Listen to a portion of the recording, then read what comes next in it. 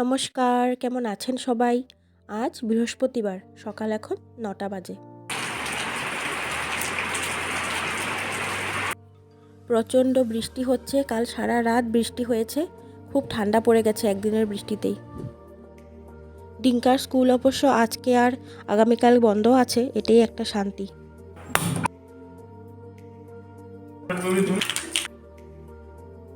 সিম কুচি কুচি করে কেটে একটু কালো জিরা ফোড়ন দিয়ে ভাজা করছি সকালের রুটির সাথে খাওয়ার জন্য। গতকাল রাতেই আটা আমি মেখে রেখেছিলাম, কয়েকটা আছে, আজকে সকালে আমাদের সবার হয়ে যাবে। এই ভাজাটা একটু পেঁয়াজ কুচি দিতে পারলেও ভালোই লাগে, আজকে তো আর দিলাম না, বৃহস্পতিবার যেহেতু।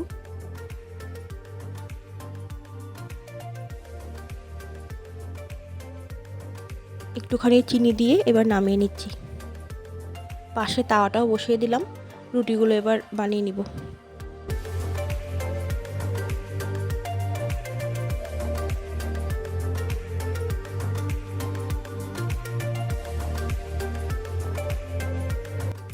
ডিঙ্কার জন্য একটা নিয়ে নিয়েছি প্লেটে, ডিঙ্কাকে আগে দিয়ে দিই।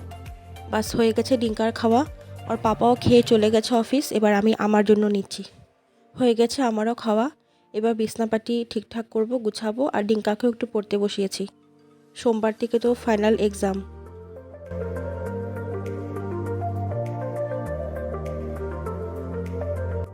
বিছানাপাটিও গোছগাছ করছি, আর এদিকে ডিঙ্কাকে অল্প দেখিয়ে দিচ্ছি ও যেগুলো পারছে না, যেগুলো অসুবিধা পাচ্ছে।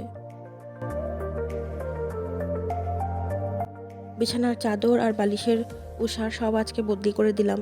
তো ডিঙ্কা আসলে সারাদিন খালি পায়ে উঠা নামা করতে থাকে, প্রচণ্ড নোংরা করে, তাই আর কি মাঝে মাঝেই বদলি করে দেওয়াটাই ভালো।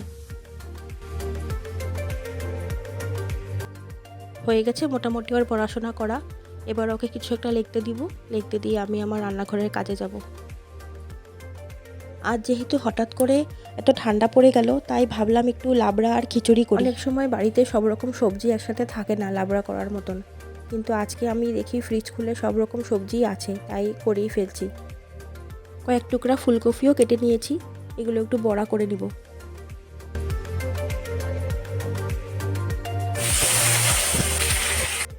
একটু তেল দিয়ে আগে সবজিগুলো একটু শাকলিয়ে নিচ্ছি, তারপর পরে সম্বার দিয়ে ভালো করে মশলা দিয়ে বসাবো।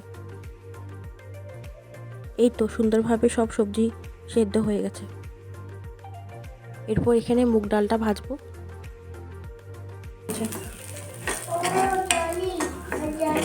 খিচুড়িটা আমি ডান দিকে প্রেসার কুকারে বসিয়ে দিয়েছি, এদিকে এখন তরকারিটা করছি।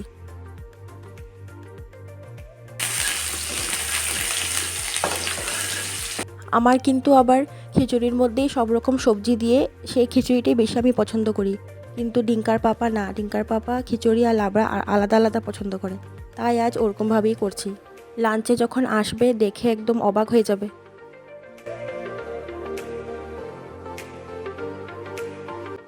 কয়েকটা ব্রোকলিও দিয়ে দিয়েছি, মানে যা যা সবজি ছিল আমার সব দিয়ে দিয়েছি। এখানে দুটো বড়া করছি ডিঙ্কার জন্য।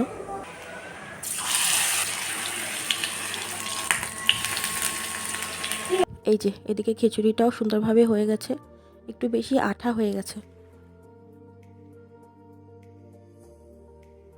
একটু গরম জল দিয়ে পাতলা করে নিচ্ছি, তাই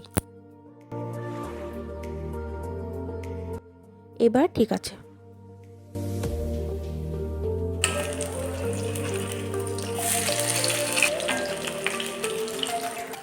তরকারিটাও প্রায় হয়েই গেছে, আর কিছুক্ষণ পরেই নামিয়ে দিব।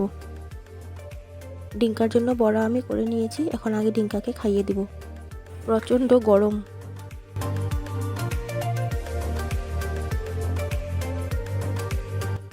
ডিঙ্কার পাপাও এসেছে এখন লাঞ্চ করার জন্য। এখন বাজে দুপুর 2টো, ওর পাপাকেও আমি দিয়ে দিয়েছি খাবার, এখন আমি আমার জন্য নিচ্ছি।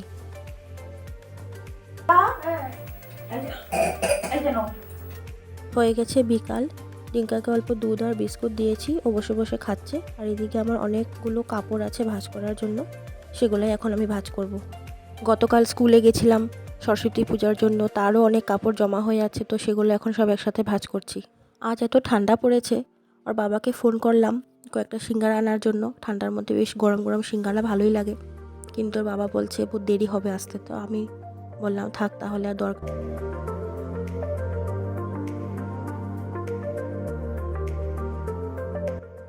আজ আমার মনে হচ্ছে যেন কাপড় আর শেষই হচ্ছে না। ডিঙ্কারও এই দুধ আর বিস্কুট খাওয়া শেষ হচ্ছে না।